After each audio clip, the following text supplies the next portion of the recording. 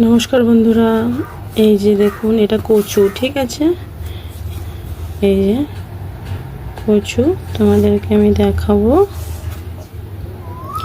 এইটা কিভাবে রান্না করতে হয়, আর এটা টেস্ট খেতে কেমন সেটা তোমাদেরকে জানাবো।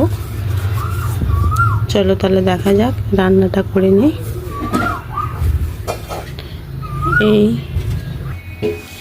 এই যে কচুটা আমি ছাড়িয়ে নিয়েছি, দেখুন এটা কচুর মূল, ঠিক আছে।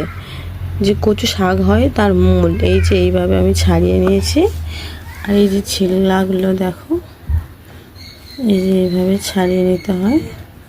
ছাড়িয়ে নিয়েছি, এবার ছোট্ট ছোট্ট করে কাটবো। এই যে ওই রকম যে গামলিতে যেরকম রয়েছে কাটা, ওই রকম আমি কেটে এই একটা মাছ দিয়ে রান্না করব, এই পরিমাণে কেটেছি। এইভাবে কিছুটা কাল কেটেছিলাম।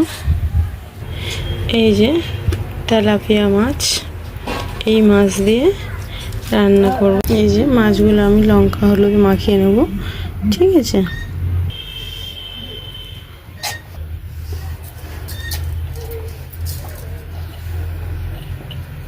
এই যে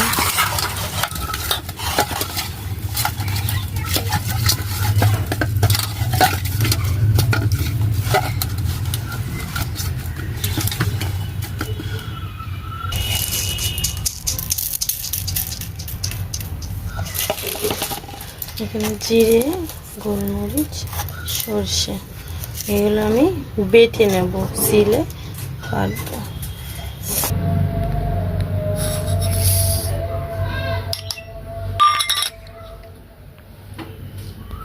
ভিডিওটা ভালো লাগলে সাবস্ক্রাইব করবেন আর লাইক করবেন। এই ছিল আমার ভিডিও, ঠিক আছে বন্ধুরা।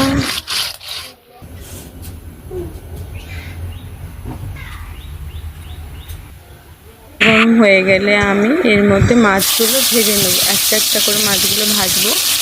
গ্যাসটা আস্তে করে নিয়েছিলাম। এই যে পরস্পর মাছগুলো ভাজতে থাকবো,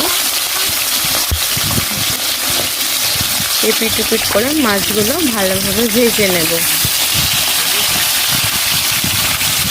অনেকে কচু পছন্দ করে না, কিন্তু এইভাবে বানালে খেতে খুব সুন্দর হয়, টেস্ট হয়। এই যে মাছগুলো ভাজা হয়ে গিয়েছে, মাছগুলো আমি তুলে নিয়েছি। তারপরে গরম তেল দিয়ে, সেই গরম তেলে কালো জিরে পেঁয়াজ দিয়ে দেবো, দিয়ে আবার একটু নেড়ে নিয়ে কচুগুলো ছিল দিয়ে দেবো, দিয়ে আবার নাড়তে থাকবো ভালোভাবে। কিছু পরিমাণ জল ছাড়ছিল যে কচু থেকে, আমি তার মধ্যে আলু দিয়ে দেবো, কেটে রাখা আলু, একটা আলু দিয়ে দিয়েছি। এই যে নেড়ে নেব ভালোভাবে, নাড়তে রয়েছি। দেখুন অনেকটা কালার চেঞ্জ হয়েছে, ওটা হলো যেই তেলে মাছ ভেজেছি তো ওইটাই আমি দিয়েছিলাম, ওই জন্য। আর স্বাদ মতো নুন দিয়ে দেব। আবার সবজি থেকে জল ছাড়ে দেবে, আর তারপর আমি কাঁচা লঙ্কাগুলো দিয়ে দেবো। আবার ভালো করে কষাতে থাকবো, সবজিটাকে আমি কষিয়ে নেব। তারপর লঙ্কা হলুদ পরিমাণ মতো দেওয়ার মতো তোমরা দিয়ে নেবে। আমি এটা ঝাল করব না, কারণ হালকা অল্প করে লঙ্কা দিয়েছি, কাঁচা লঙ্কা 3-4টে দিয়েছি। আমরা যেহেতু ঝাল খাই, কিন্তু না ঝাল খেলেই ভালো, কিন্তু তখন ঝালটা কেমন লাগে, টেস্টটা লাগে না, ঝালের পরিমাণটা বেশি লাগে। ঝাল ছাড়াই কম ঝালেই রান্না করবেন।